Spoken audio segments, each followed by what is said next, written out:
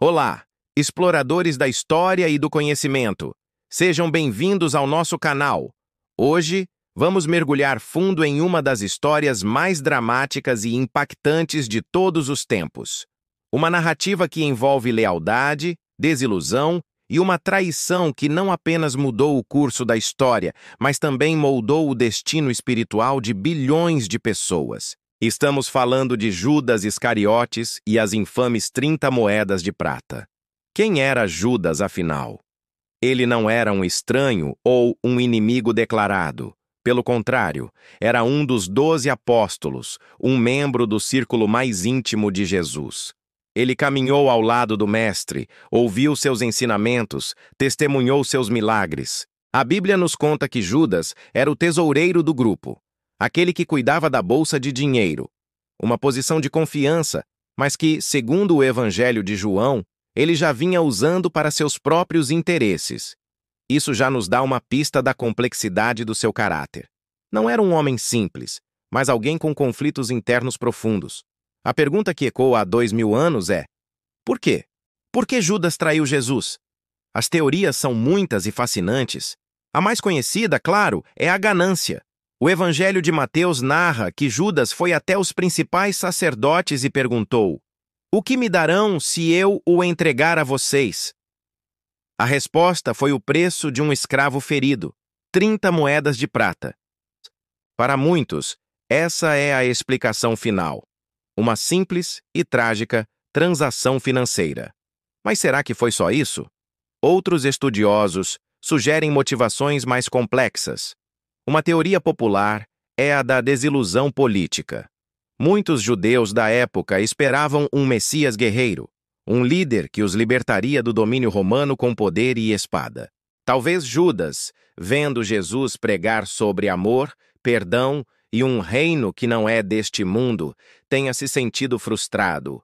Talvez ele tenha tentado forçar a mão de Jesus, acreditando que, ao ser preso, Jesus finalmente revelaria seu poder divino e iniciaria a revolução tão esperada.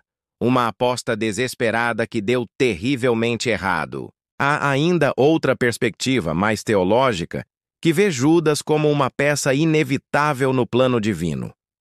Uma profecia do Antigo Testamento, no livro de Zacarias, menciona as 30 moedas de prata.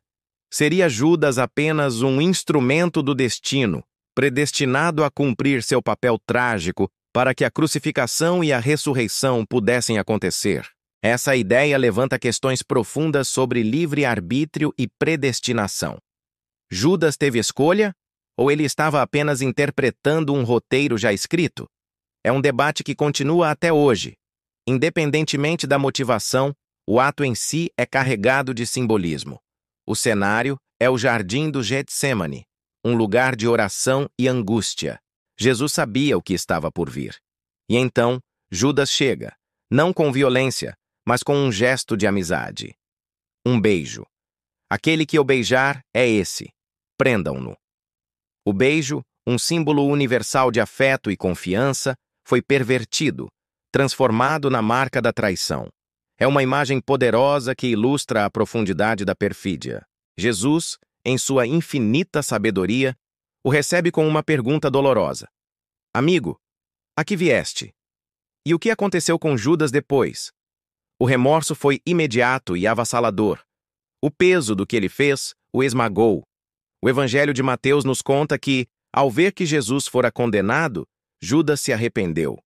Ele correu de volta aos sacerdotes, tentou devolver o dinheiro gritando: "Pequei, traindo sangue inocente."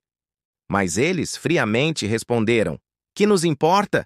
A responsabilidade é sua." O dinheiro, agora manchado de culpa, foi atirado no chão do templo. Aquelas 30 moedas de prata, o preço da traição, não lhe trouxeram paz, apenas tormento. Desesperado e consumido pela culpa, Judas tirou a própria vida. O seu fim foi tão trágico quanto o seu ato. O dinheiro que ele devolveu, considerado preço de sangue, não pôde ser colocado de volta no tesouro do templo. Com ele, os sacerdotes compraram um campo para sepultar estrangeiros, que ficou conhecido para sempre como Campo de Sangue. um memorial sombrio e perpétuo daquela terrível transação. A história de Judas Iscariotes é um conto de advertência atemporal. Fala sobre as consequências de nossas escolhas, sobre como a ganância, a desilusão ou a ambição podem nos levar por caminhos sombrios. Mostra que mesmo aqueles que estão mais próximos da luz podem se perder nas trevas. O nome Judas se tornou sinônimo de traidor em muitas culturas, um arquétipo do amigo que apunhala pelas costas. Mas a história também nos força a olhar para dentro. Quantas vezes, em menor escala, traímos nossos próprios valores, nossos amigos ou nossa consciência por algum ganho pessoal?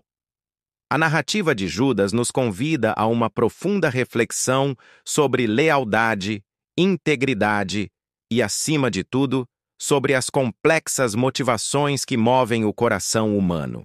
É uma história que mudou o mundo, não apenas por ter sido o gatilho para os eventos da crucificação, mas por nos oferecer um espelho para as nossas próprias fraquezas e potencial para o arrependimento. Uma lição eterna sobre o preço da traição e a busca por redenção, mesmo quando ela parece impossível. O que você acha? Qual teoria sobre a motivação de Judas faz mais sentido para você? Deixe sua opinião aqui nos comentários. Vamos adorar ler e debater sobre esse tema tão profundo. A história está cheia de mistérios e perspectivas, e a sua pode enriquecer ainda mais essa conversa. Muito obrigado por nos acompanhar nesta jornada fascinante pela história. Se você gostou deste vídeo e quer explorar mais enigmas e narrativas que moldaram nosso mundo, não se esqueça de deixar o seu like, se inscrever no canal e ativar o sininho para não perder nenhum conteúdo novo. Sua participação é o que nos move. Um grande abraço e até a próxima!